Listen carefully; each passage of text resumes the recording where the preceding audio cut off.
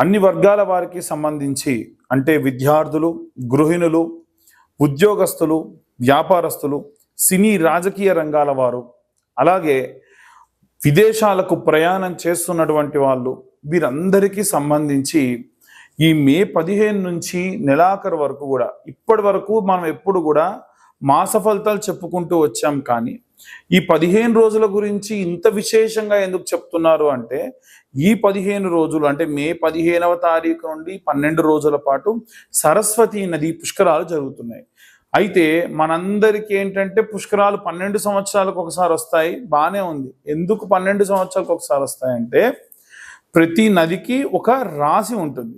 ఆ రాశి వారికి ఈ యొక్క నది అనుసంధానమై ఉంటుంది. కాబట్టి మనకు 12 రాసులు 12 రాసులు కాబట్టి సంవత్సరానికి ఒక నదికి సంబంధించినటువంటివి పుష్కరాలు ఏదో రూపకంగా జరుగుతూ ఈ యొక్క 12 రాసుల వారికి కూడా ఒక్కొక్క నది పుష్కరాలు సంభావితం అనుసంధానం అయి ఉంటాయి. దాంట్లో మిథున రాశి వారికి సంబంధించి ప్రత్యేకంగా, అలాగే అష్టమ, అర్ధాష్టమ శని ప్రభావాలతో ఇబ్బంది పడుతున్నారు. అర్ధాష్టమ శనికి ఈ మిథున రాశి వాళ్ళు ఇబ్బంది పడుతూ ఉన్నారు.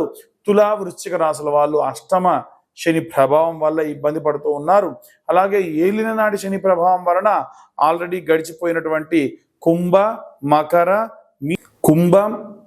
మకర, మీన రాశుల వారు ఇలా ఇబ్బంది పడుతూ ఉన్నారు. అలాగే మేషరాశి వారికి ఈ యొక్క ఏలినాటి శని ప్రభావం రాబోతుంది. కాబట్టి ఈ శనిగ్రహ ప్రభావం వలన ఇబ్బందులు పడుతూ ఉన్నారు.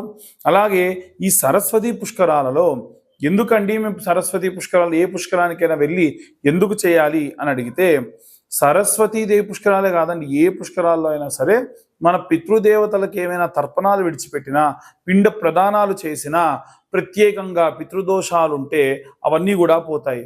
ఏమవుతుంది పితృదోషాలుంటే?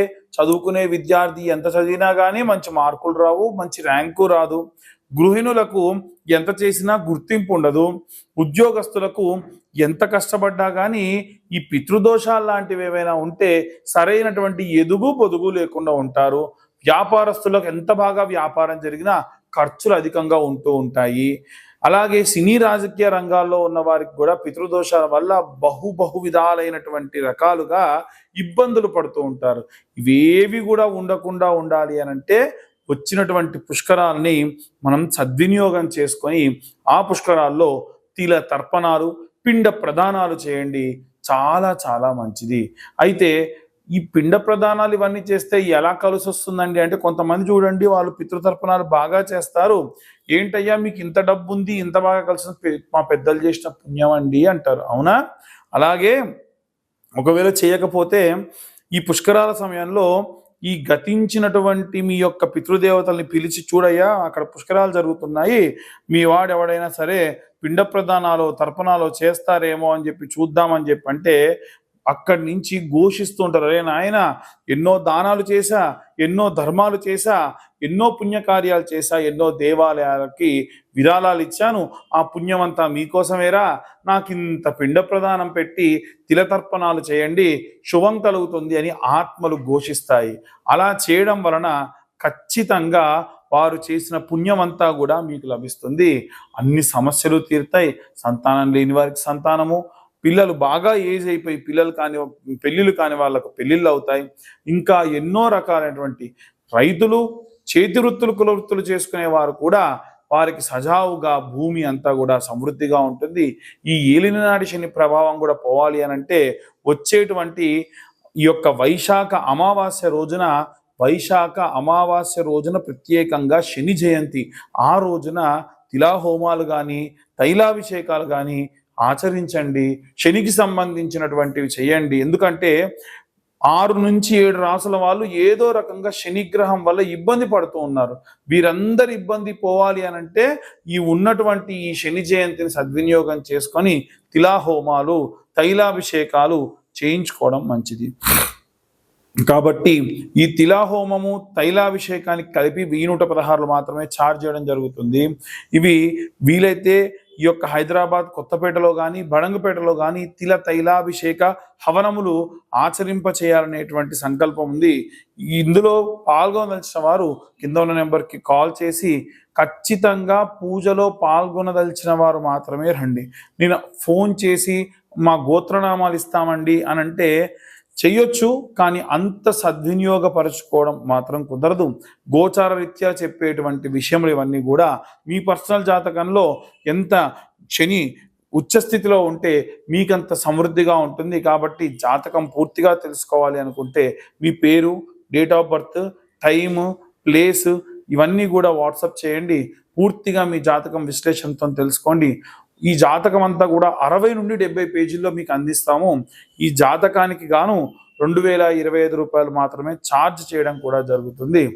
ఇలా ఈ జాతకం ఇచ్చిన తర్వాతకి గంట పాటు మీకు జాతకం విశ్లేషణతో చెప్పడం జరుగుతుంది. మా యొక్క డేట్ ఆఫ్ బర్త్ టైం లేదండి అనుకునే వాళ్ళు ఎటువంటి డబ్బు వృధా చేయకండి. మేము ఇప్పుడు చెప్పేటువంటి ఈ గోచార రీత్యా చెప్పే రెమెడీస్ అన్నీ కూడా మీకు చాలా చాలా చాలా బాగా ఉపయోగపడతాయి. సర్వే జన సుఖినో భవంతు. స్వస్తి. శ్రీమాత్రే నమః. శ్రీ గురుభ్యో నమః. తదుపరి కన్యారాశి. కన్యారాశి వారికి సంబంధించి మే 15వ తారీఖు నుండి నెలాఖరు వరకు ఎలా ఉందనే విషయాన్ని చూసుకుంటే మిశ్రమ ఫలితాలు గోచరిస్తూ ఉన్నాయి. కన్యారాశి వారికి సంబంధించి అనవసరమైనటువంటి విషయాల్లో తలదూర్చడం కానీ, తనది కాని వస్తువును తీసి ఎత్తుకొని మీద పెట్టుకోవడం కానీ, విపరీతమైనటువంటి మానసికమైన ఒత్తిడిని సంభవించడం కానీ జరుగుతూ ఉంటాయి. ఎట్టి పరిస్థితులలో వీరు మీది కానటువంటి వాటి జోలికి పోకుండా ఉంటే మంచిది. మీది కాని విషయంలో తలదూర్చకుండా ఉంటే మంచిది. ఎవరైనా ధూర్తతనంతో మిమ్మల్ని మాట్లాడేటువంటి వారు ఉంటారు, మీ యొక్క సంబంధించినటువంటి వారు వారికి చెప్పాల్సినటువంటి గుణపాఠం ఖచ్చితంగా చెబుతారు. దాంట్లో ఎటువంటి సందేహం లేదు. అనవసరమైనటువంటి వాటి జోలికి వెళ్ళకండి. ఈ 15 రోజులలో కూడా సరస్వతి పుష్కరాలు మన యొక్క కాళేశ్వరంలో ఉన్నటువంటి ప్రాణహిత, గోదావరి, సరస్వతి నదుల సంగమం జరుగుతూ ఉంటుంది. కాబట్టి అక్కడ సరస్వతి పుష్కరములలో పుష్కర స్నానం ఆచరించండి. ఎంతో విశేషమైన సత్ఫలితాలు పొందవచ్చు. అలాగే ఈ యొక్క కన్యారాశి వారికి సంబంధించి అనుకోని విధంగా ఎక్కడి నుంచో రావాల్సినటువంటి ధనము రావడము, ఎంతో ప్రయత్నాలు చేస్తున్నటువంటి మీకు ఆ ప్రయత్నాలు సఫలీకృతం కావడము, ఏదైనా ఒకే విషయం గురించి పదే పదే ఆలోచించడము, ఇలాంటివి బాగా జరిగే అవకాశం ఉంది. నిద్రలో కూడా ఉలిక్కిపడి లేచేటువంటి పరిస్థితులు కూడా కనిపిస్తూ ఉన్నాయి. ఎట్టి పరిస్థితులలో మీరు ఇలాంటి వాడి జోలికి వెళ్లకుండా ప్రశాంతంగా ఉండేట్టుగా ప్రయత్నం చేయండి.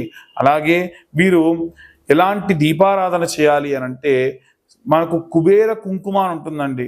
ఆ కుంకుమ కొద్దిగా చిటికెడు మాత్రమే తీసుకొని మీరు ఏదైనా కొబ్బరి నూనెలో లేదా ఏదైనా నువ్వుల నూనెలో, కొబ్బరి నూనెలో కానీ ఆవు నెయ్యిలో కానీ కలపండి. ఆ కుబేర కుంకుమని ఆకుపచ్చ రంగులో ఉన్నటువంటి ఒత్తిని వేసి వెలిగించి దీపారాధన చేయండి. ఆకుపచ్చ రంగులో ఒత్తులు ఉంటాయా అంటే నారలతో పూజా స్టోర్లలో దొరుకుతున్నాయి. ఎవరైనా సరే చేయవచ్చు. లేదా ఉన్న సాధారణమైన ఒత్తినే ఆ యొక్క నూనెలో ముంచేస్తే ఆ ఒత్తంతా కూడా కుబేర కుంకుమ కలిసి ఉంటుంది కాబట్టి అది ఆకుపచ్చ రంగులో మారుతుంది. అలా దీపారాధన చేయండి. మంచి వ్యాపారాభివృద్ధి కూడా కలుగుతుంది.